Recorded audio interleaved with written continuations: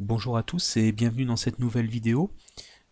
Aujourd'hui, une fois n'est pas coutume, je vais faire une petite publicité pour une entreprise que j'apprécie pour son côté un petit peu novateur. C'est l'entreprise FactorFX. C'est une entreprise qui est située dans la Manche, à Granville, dans le 50. Je vous invite à aller sur le site factorfx.com. Alors pourquoi je vous parle de cette entreprise-là? Parce que c'est l'objet de mon tutoriel aujourd'hui. On va configurer, installer une de leurs solutions libres, c'est-à-dire la solution OCS Inventory NG. Donc c'est une solution qui permet de faire un inventaire complet, par exemple, d'un parc informatique, de son matériel, de manière automatisée. On va le voir un petit peu plus tard. Bon, c'est également une entreprise partenaire FreeNAS pour tout ce qui touche au stockage et un nouveau service de messagerie BlueMind qui est à découvrir. Donc je vous invite à aller sur leur site pour découvrir leurs offres. En tout cas, en ce qui me concerne, je les félicite pour tout le travail qui est fait et qui est développé, qui est vraiment sympa. Alors on va démarrer donc l'installation aujourd'hui d'OCS Inventory NG. C'est pas forcément une installation simple à la base pour un débutant, alors on va essayer de détailler au mieux. Mais c'est vrai qu'après la solution est vraiment très efficace quand on la maîtrise bien.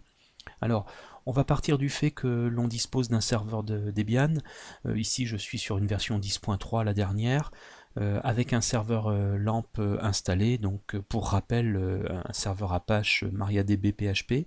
Si vous ne vous souvenez plus de l'installation de ce type de serveur, il suffit de regarder l'une de mes vidéos où je vous explique concrètement comment installer un serveur LAMP.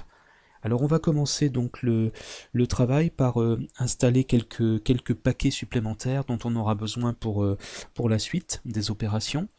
Donc on va d'abord mettre à jour nos différents paquets. Bon là ma distribution est récente donc moi je n'en aurai pas, mais faites-le quand même au cas où. Donc un apt-get update et on va faire ensuite un apt-get upgrade donc pour mettre à jour nos paquets. Alors ensuite on va installer un nouveau paquet, donc un apt-get install. Donc on va installer le paquet mec.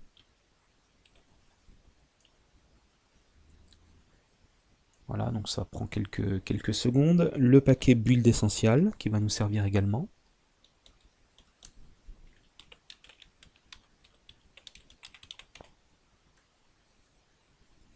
On va valider par oui. Voilà, donc on patiente quelques instants le temps de l'installation. Alors une fois que vous avez installé donc le paquet build essential, on va installer également le paquet aptitude.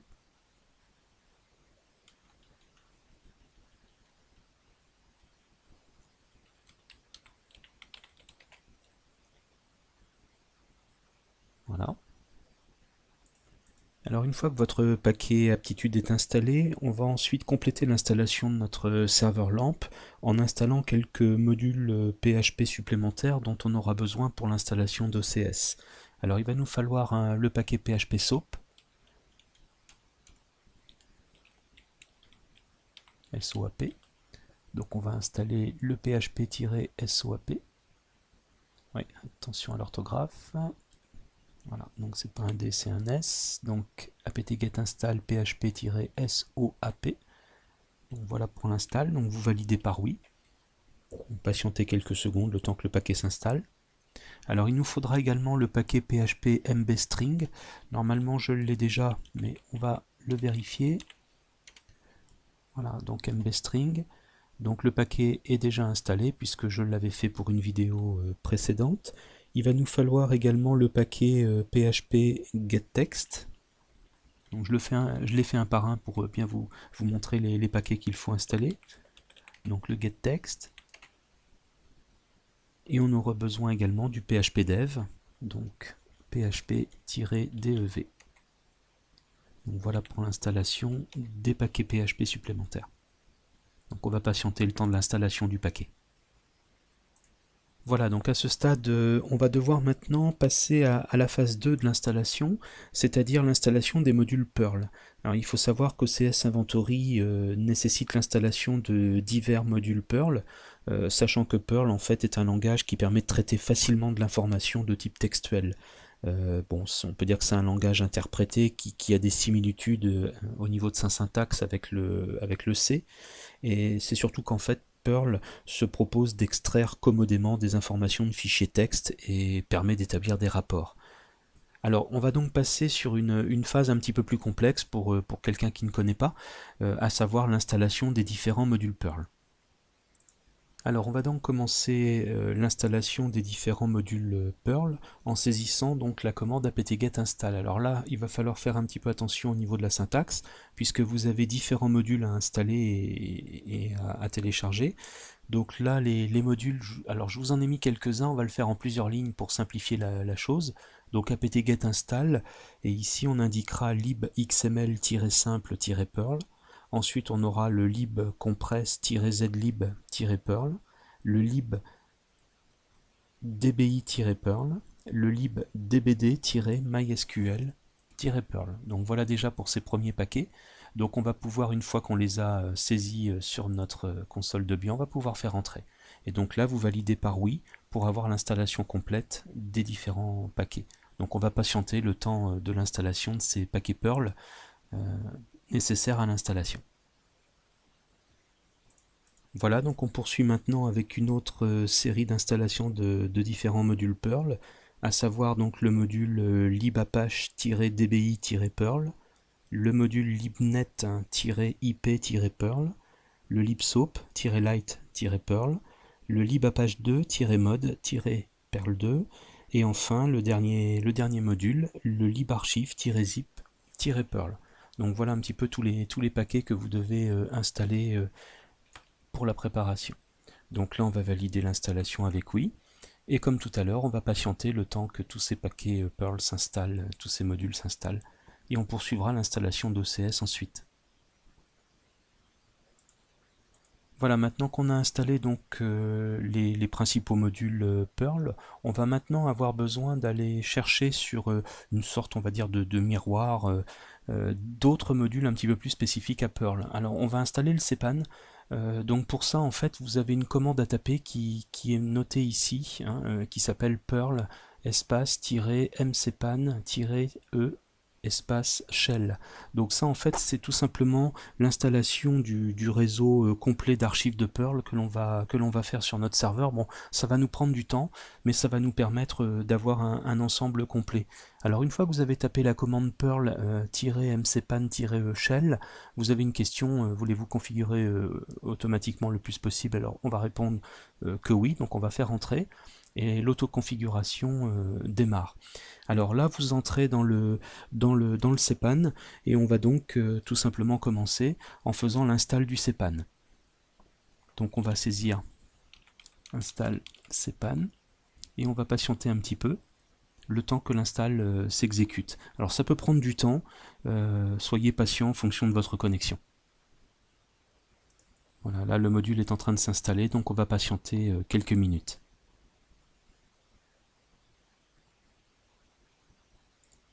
Voilà, donc le module vient de s'installer, donc on va maintenant le remettre à jour, on va le relancer, donc en saisissant la commande reload cpan.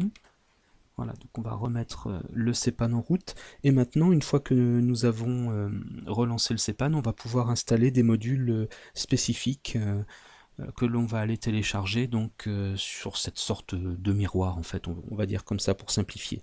Donc là on va saisir les commandes dont on a besoin pour OCS Inventory, donc les différents modules spécifiques. Alors il va nous falloir tout d'abord le YAML, donc là on va saisir install YAML, on va faire entrer. Et on va patienter le temps de l'installation pour ce premier module là. Alors on va en avoir à peu près 8 modules hein, comme ça complets installés. Alors là encore soyez très patient, vous voyez il y a énormément de choses qui vont s'installer, donc patientez le temps de l'installation. On aura donc ensuite d'autres modules à mettre hein, que je vais vous expliquer tout de suite. Voilà, donc le premier module YAML est installé. Bon, juste pour information, c'est un module en fait qui gère les formats de représentation des différentes données. Alors on va en installer un autre, on va installer le XML Entities, donc pareil, install XML. Alors faites très attention à la syntaxe, hein. On va mettre deux points, et on va saisir Entities, et on va faire entrer. Voilà, donc le module s'installe. Donc ça, c'est un module de langage de balisage extensible, donc assez rapide à installer. On va ensuite installer le module Mojolicious. Donc là, c'est un framework qui a été écrit en Perl. Donc on va lancer l'install du module. Alors attention à l'orthographe, hein, Mojolicious. Donc voilà, LITE, version light. Donc c'est parti pour l'installation. Donc on va patienter le temps du téléchargement et de l'installation du module Mojolicious.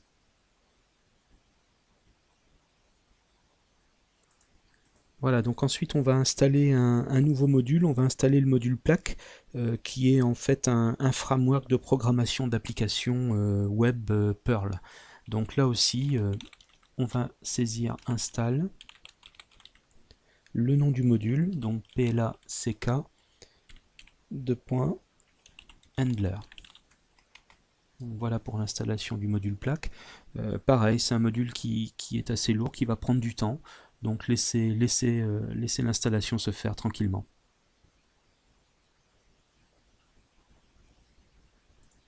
Voilà, donc le module plaque a mis un petit peu de temps pour s'installer, ce qui est normal. Donc on va terminer avec les deux derniers modules, le switch.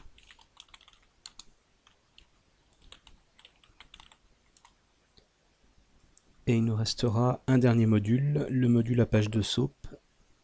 Donc on va installer maintenant.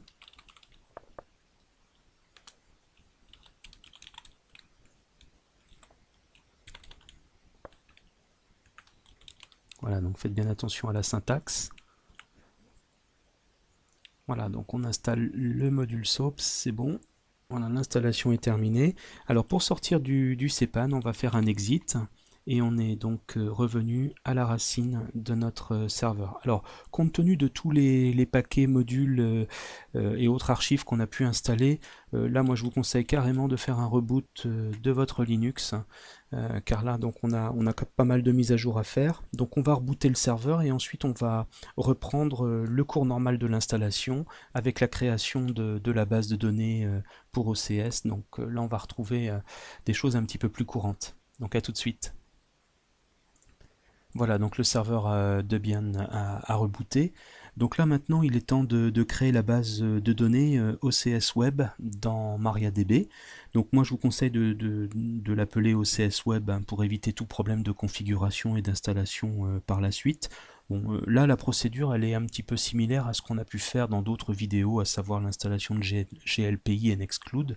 On va entrer sur notre serveur MariaDB et on va créer donc notre base OCS Web. Alors donc on va rentrer dans MariaDB, donc mysql-u root-p,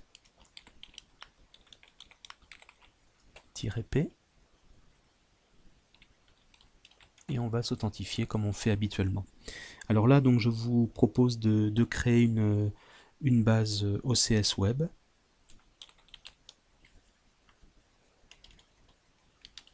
Donc create database, que l'on va appeler OCS Web. Donc voilà pour la base de données qui est créée. On va créer également un utilisateur que je vous conseille d'appeler pareil OCS. Dans un premier temps, on va faire simple, tout simplement pour ne pas avoir de soucis dans l'installation et la configuration d'OCS. On pourra changer tout ça plus tard éventuellement, mais là on va rester simple. Donc l'idée étant de voir un petit peu le principe d'installation. Donc on va créer un utilisateur, donc create user, que l'on va appeler OCS, donc faites bien attention aux apostrophes. Cet utilisateur donc fera partie de notre serveur MariaDB, donc serveur localhost, et on va l'identifier avec un mot de passe. Et ce mot de passe, je vais mettre ici OCS. Donc create user, apostrophe OCS apostrophe, arrobase localhost, identifié par OCS. Donc voilà pour la création de la base OCS Web, et ensuite pour la création de l'utilisateur. Alors un petit peu comme on a fait dans les installations de GLPI et de Nextcloud, on va monter les droits sur OCS, sur l'utilisateur OCS pour l'installation. Donc on va faire un grant all privilège. Donc sur la base OCS Web, sur la base complète.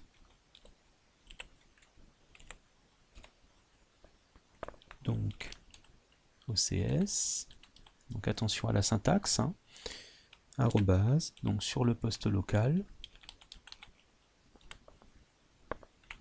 avec les droits.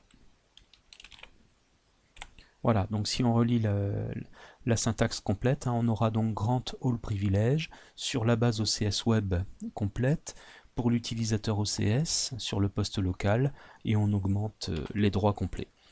Donc les droits d'administrateur, les droits complets pour OCS, et ensuite on va faire la mise à jour des droits. Donc flush privilège. Donc voici pour la création de la base sur MariaDB. Alors à ce stade, on va sortir de MariaDB.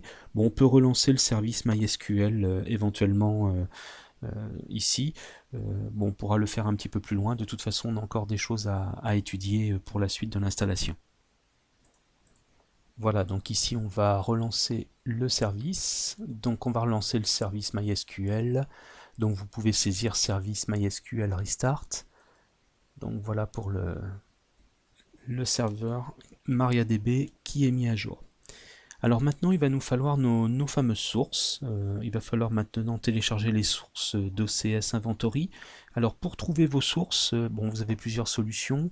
On peut déjà les trouver directement sur Internet. Alors là, un petit peu comme vous voulez. Bon, soit vous allez sur le site de FactorFX, sur lequel vous allez retrouver les téléchargements. Bon, ça vous pouvez procéder ainsi. Sinon, alors moi je vais aussi directement sur Google, hein. Vous pouvez marquer agent OCS Inventory et vous allez trouver l'agent OCS Inventory. Bon, par exemple sur 01net, on peut le trouver ici. Voilà, et vous pouvez le télécharger. Alors prenez bien l'agent OCS ici 2.4. Voilà. Donc ça, ce sera pour un petit peu plus tard, hein, pour notre partie Windows. Alors oui, moi je voulais vous indiquer également la source de téléchargement d'OCS. Alors pour OCS, on a un lien de téléchargement un petit peu compliqué. Donc bien faire attention à la syntaxe. Donc en fait, vous pouvez trouver OCS sur le site github.com, donc /OCS inventory-ng, /OCS inventory OCS reports, release, download, et là on va prendre la version 2.6, hein, puisque c'est la version stable actuelle au jour de ce tutoriel. Donc là vous pouvez télécharger ce tar-gz qui se trouve sur GitHub. Donc là moi je fais un petit peu comme d'habitude, c'est-à-dire que je me suis créé un fichier, un petit dossier temp, hein, sur mon serveur Debian dans lequel j'avais déjà téléchargé GLPI et Nextcloud, et là j'ajoute mon OCS. Donc voilà pour ça, donc faites bien attention à la syntaxe, hein, du lien de téléchargement, et on va donc pouvoir lancer le téléchargement. Donc voilà, la connexion est faite, et on peut télécharger donc OCS NG.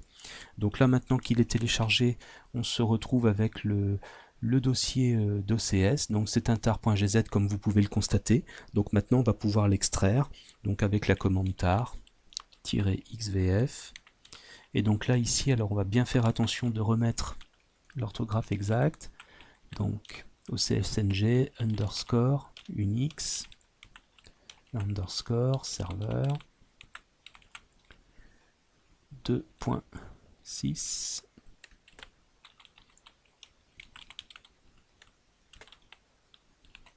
Voilà, donc là on va faire entrer et on va attendre que les fichiers soient décompressés. Voilà, donc les fichiers sont décompressés. Donc maintenant, si on fait un ls, hein, on peut remarquer donc que le fichier maintenant existe bien. Donc le dossier est présent. Alors on va aller dans le dossier, donc cd espace ocs ng unix server, donc 2.6. On va faire ls. Et donc là, quand vous regardez le contenu de ce dossier, en fait, vous avez un exécutable, vous avez un assistant, si on peut dire, d'installation qui s'appelle setup.sh. Alors on va le lancer directement pour avoir tout simplement le lancement de l'installation d'OCS, donc setup.sh. Voilà, donc il suffit simplement de taper le point, le slash, et vous inscrivez setup.sh. Et là, donc là, on entre dans un assistant qui va nous guider dans l'installation d'OCS. Ici, donc on va pour la plupart des questions devoir faire entrer tout simplement. Voilà, donc on va lancer l'assistant. Donc à la première question, on va répondre oui, il suffit simplement de faire entrer. Donc là, la plupart des questions sont simples, hein, puisqu'il faut à chaque fois valider. On ne va pas toucher au port de communication du serveur, donc 3306. On va laisser Apache par défaut. Donc vous voyez ici, il suffit simplement de laisser les fichiers tels qu'ils sont. Donc l'utilisateur Apache, effectivement, donc wdata, on va le laisser. Donc vous voyez, vous faites entrer sur toutes les étapes de l'installation. Donc là, on ne va rien changer puisque c'est une installation en mode labo, donc on ne va pas aller très loin à ce niveau-là.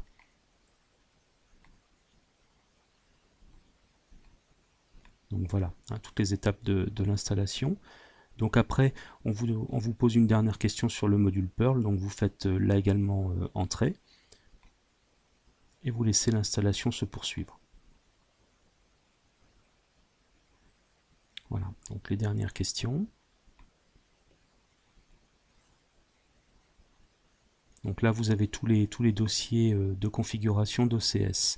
Alors, il faut vraiment aller jusqu'à la fin de cet assistant et surtout bien vérifier que vous avez le message Enjoy OCS Inventory NG.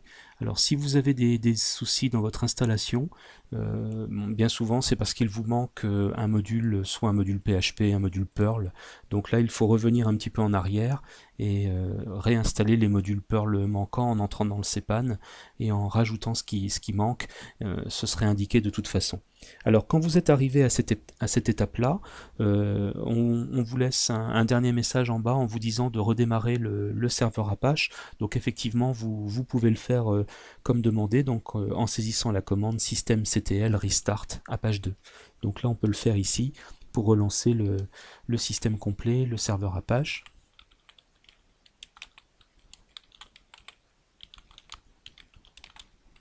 Voilà, donc on va relancer Apache.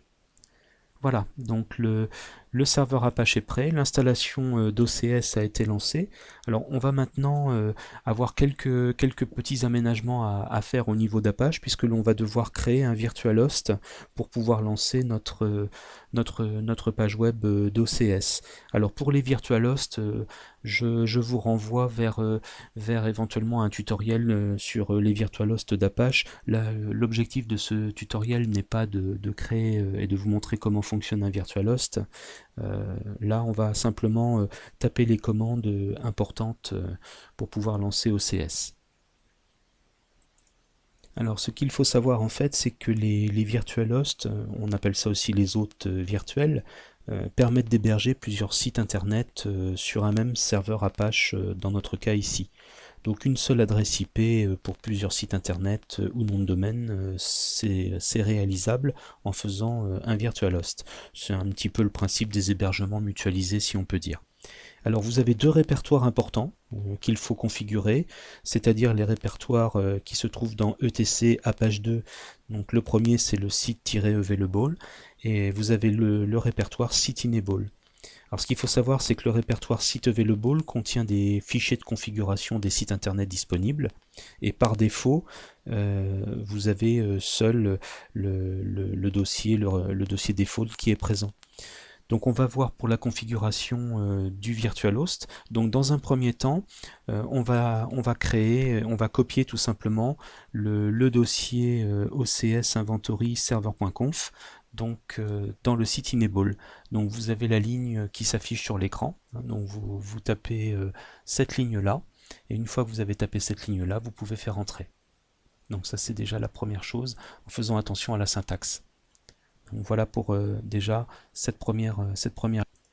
Voilà, donc ensuite on va copier le fichier ocs inventory-report.conf dans le dossier etc Apache 2 site enable. Voilà pour cette procédure là. Voilà, on crée maintenant les liens symboliques. Donc je vous laisse lire la commande. Donc voilà pour le premier lien. Voilà, puis vous créez le deuxième lien symbolique. Donc je vous laisse regarder la syntaxe. Voilà, et on va faire entrer pour valider le lien. Voilà, donc les syntaxes sont un petit peu particulières. Alors pour vous y retrouver, vous pouvez aller sur mon site btsndlp.org et vous retrouverez le tutoriel complet. Hein. C'est-à-dire que là, à titre d'information, btsndlp.org. Donc vous allez sur mon site et quand vous êtes sur mon site, vous allez retrouver donc dans la catégorie BTS SEO les tutoriels et donc vous allez sur les tutoriels Linux et Debian. Et donc quand vous arrivez sur les tutoriels Linux, vous allez retrouver en fait ici, vous voyez, bon là j'en verrai un petit peu plus tard, mais vous allez retrouver l'installation d'OCS sous forme PDF. Donc ici, voilà, donc là vous retrouvez toute l'installation, ce que je suis en train de vous montrer en vidéo, et la création donc de nos virtual hosts, vous la trouvez ici. Hein, voilà, vous l'avez ici, donc les deux répertoires importants, et en fait voilà, hein, tout ce qu'on est en train de faire ici, hein, voilà, tout est là. Donc comme ça vous aurez plus de facilité éventuellement ici. Donc voilà pour ça. Alors donc on a créé nos virtual hosts, donc maintenant on va appliquer comme on l'avait fait pour GLPI et Nextcloud les droits et changer les propriétaires pour éventuellement ne pas avoir de soucis lors de l'installation. Donc là on va utiliser la commande chown. Donc on va le faire en récursif hein, et on va donner donc à wdata la propriété, donc wdata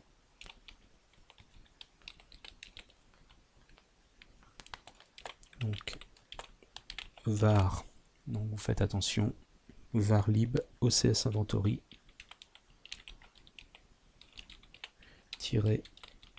report. Voilà, donc on va vérifier, donc on va donner le wdata comme étant propriétaire du dossier qui se situe dans var lib ocs inventory report. Donc là logiquement on a l'ensemble. Donc on va relancer une nouvelle fois le serveur Apache. Donc systemctl restart Apache 2.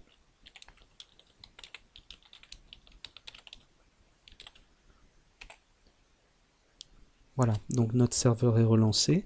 Donc maintenant on va vérifier en lançant un navigateur qu'OCS se lance correctement.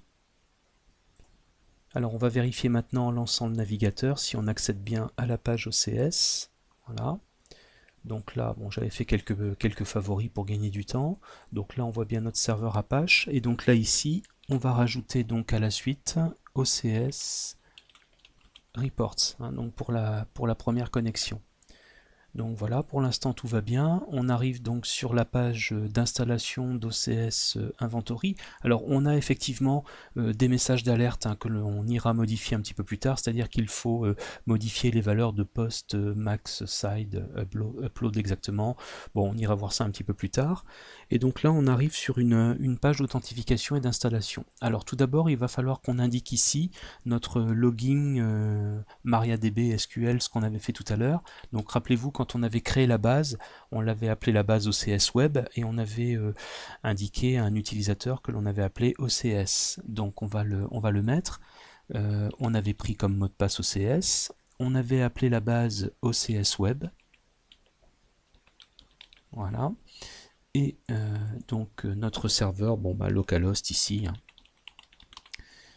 Et donc on va, une fois qu'on a renseigné, alors faites bien attention à tout ça, hein, puisque ça va correspondre à ce que vous avez fait au départ, vous cliquez sur le bouton Send.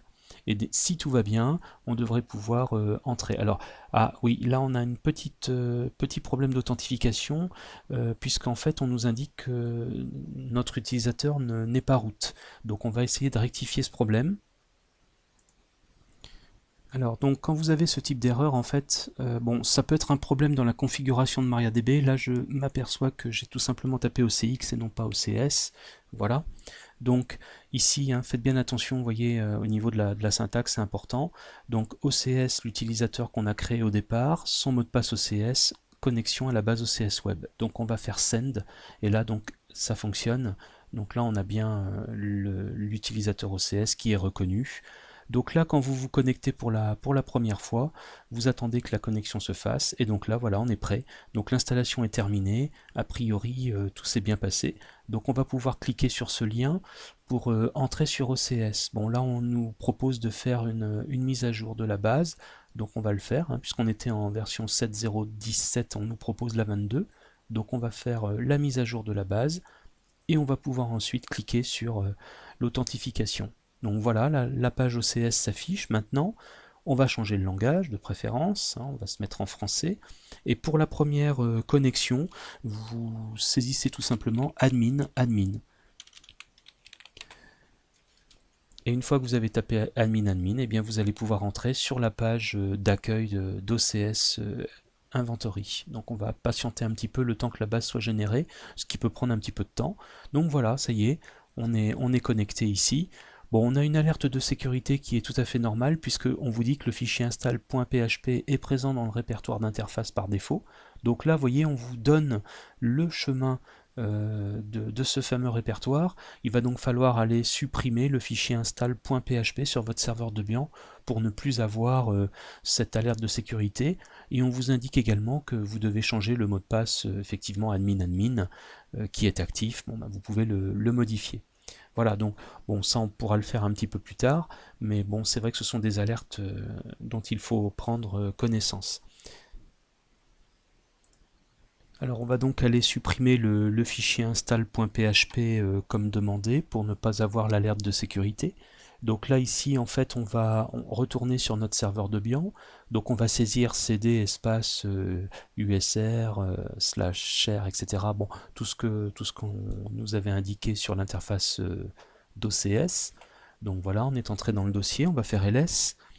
Et là, effectivement, vous avez le fichier install.php. Alors on va faire un rm, tout simplement pour supprimer ce fichier. Voilà, donc comme ça on sera tranquille. Voilà, donc là, on va vérifier que le fichier a bien disparu. Donc voilà, hein, ici on n'a plus le fichier install.php. Alors maintenant, on va aller modifier les valeurs qui sont recommandées, c'est-à-dire que on nous demandait de modifier dans le fichier php.ini quelques valeurs pour que le logiciel OCS Inventory s'exécute de manière correcte. Donc on va aller chercher ces fichiers-là, donc ce fichier plus précisément, donc qui se trouve dans etc php 7.3. Donc on va taper la commande. Alors la modification des valeurs dans le fichier PHP, donc déjà pour trouver ce fichier, il vous faut le chemin exact. Alors ce chemin donc c'est tout simplement /etc php 7.3 Apache 2, et donc là on aura le fichier php.ini. Donc là vous avez la localisation. Je fais précéder cette localisation de la commande nano pour rentrer dans l'éditeur. Donc voilà. Ici, vous avez donc en fait le php.ini qui s'affiche. Alors maintenant, on va aller chercher les valeurs qui sont à modifier. Donc vous avez en fait 5 valeurs à modifier. Donc la première valeur à modifier, c'est la valeur max execution time. Voilà, donc ici on va rechercher la première ligne qui s'intitule max execution time. Alors pour rechercher dans le fichier php.ini, ici, vous pouvez faire un CTRL-W et vous indiquer donc la ligne recherchée, donc max execution time. Et donc là, on la retrouve ici. Donc à ce niveau-là, on va indiquer 180, donc les valeurs qui sont demandées. Alors ensuite, on en a d'autres à changer. Donc on a la ligne max input time à changer également. Donc on va faire la recherche sur cette valeur.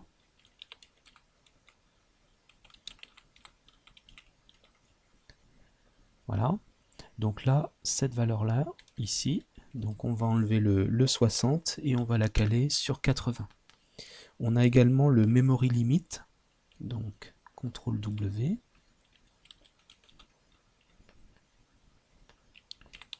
Memory underscore limit, voilà. Donc on va porter la valeur à 256 mégaoctets, comme demandé. On a le upload max file, là aussi. Donc underscore file size. Donc le voici. Donc là, on va changer cette valeur également. Donc 300 mégas.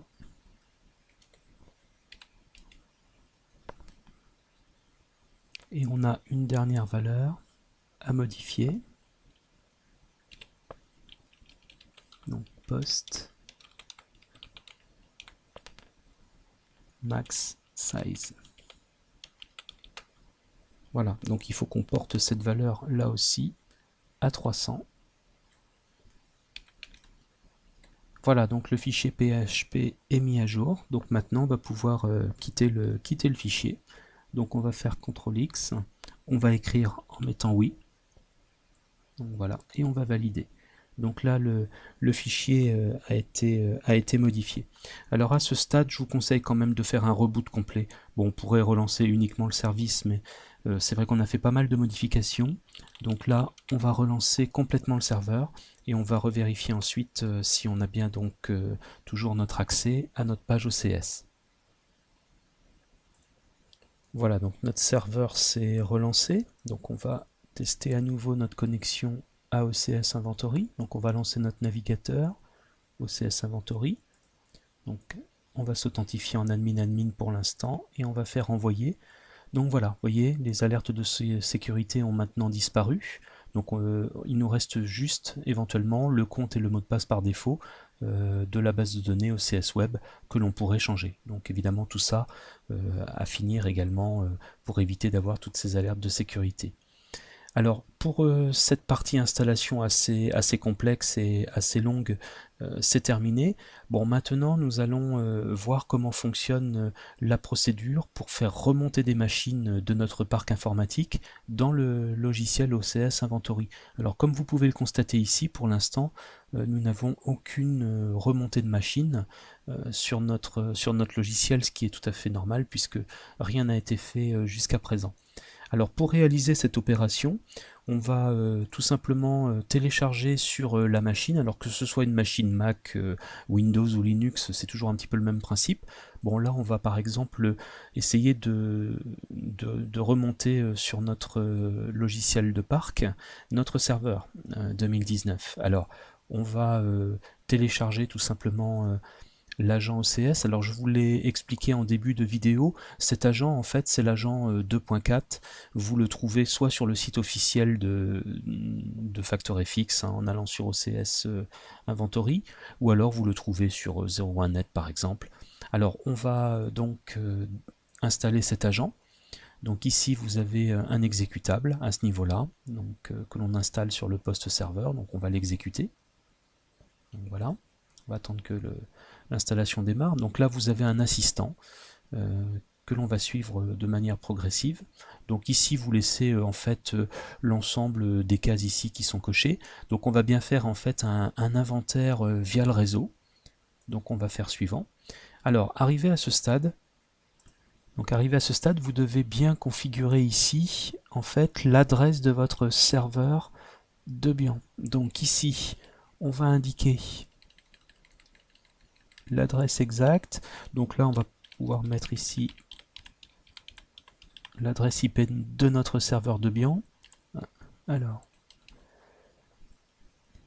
donc oui, là attention, donc 192, 168, 43, 141 pour ma part, slash OCS Inventory.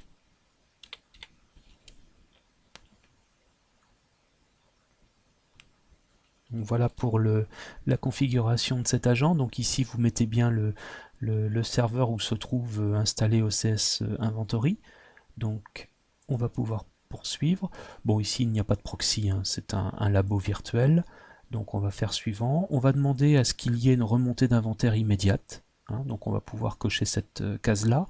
On pourrait spécifier des tags, etc. Bon, là on pourrait mettre par exemple, admettons serveur 2019. On va faire suivant. Et donc on installe l'agent sur le serveur. Donc on va patienter le temps de l'installation. Voilà, donc ici l'installation de l'agent 2.4 est terminée. Donc on va demander à ce que l'agent démarre. Donc on va pouvoir faire fermer. Et donc là vous voyez dans la barre des tâches ici l'agent OCS qui est apparu. Donc si vous faites un clic droit dessus, vous pouvez demander une exécution immédiate. Par exemple ici on a les informations d'inventaire. Par exemple on peut lancer à nouveau une notification. Donc notification de démarrage d'inventaire a été envoyée avec succès au service OCS Inventory. Donc a priori, si tout va bien, si on a bien renseigné l'adresse IP de notre serveur Debian où est installé OCS, on devrait avoir la remontée. Donc on va aller le vérifier. On va lancer notre navigateur web. On va se connecter à OCS. Donc ici, on va garder l'authentification de base pour l'instant. Et là, vous voyez ici, on a une petite nouveauté, puisqu'en fait, on voit que une machine a pris contact aujourd'hui avec notre serveur OCS. Donc vous voyez en fait qu'une machine est arrivée. Vous avez un graphique, c'est très bien fait, c'est très précis. Avec donc la remontée. Alors on peut cliquer ici sur la machine Windows. Alors ça pourrait gérer, vous voyez, des machines Unix, Android. Donc on va cliquer sur Windows. Et donc là ici, on va se retrouver en fait avec un descriptif de la machine. Alors là on voit le Win19 ici. On peut cliquer dessus. Et ici vous avez une description complète. Alors vous voyez, on retrouve le tag que j'ai mis tout à l'heure. On a une description complète de la machine. Voilà, telle qu'elle apparaît. Donc vous avez les données administratives, le matériel. Donc voilà un petit peu là vous voyez c'est très précis, Core i5, 34. Alors ça c'est effectivement la machine haute que j'ai, qui me sert de machine virtuelle ici. Donc Core i5. Vous avez la RAM, vous avez et tout est indiqué. Les logiciels également qui sont installés. Voilà, c'est très précis, très bien fait. Donc périphérique, configuration, etc. Alors voilà donc pour toute cette étape d'installation d'OCS Inventory NG et son agent. On verra dans une prochaine vidéo que l'on peut déployer l'agent par GPO. On verra ça dans une vidéo un petit peu plus tard. Voilà, donc je vous remercie. Bon, c'était un petit peu long, c'est un peu complexe, mais vous apprécierez franchement ce logiciel une fois que vous l'aurez en main, car il est vraiment très bien fait. Voilà, donc je remercie les auteurs de ce logiciel pour ce beau travail. Merci et à bientôt.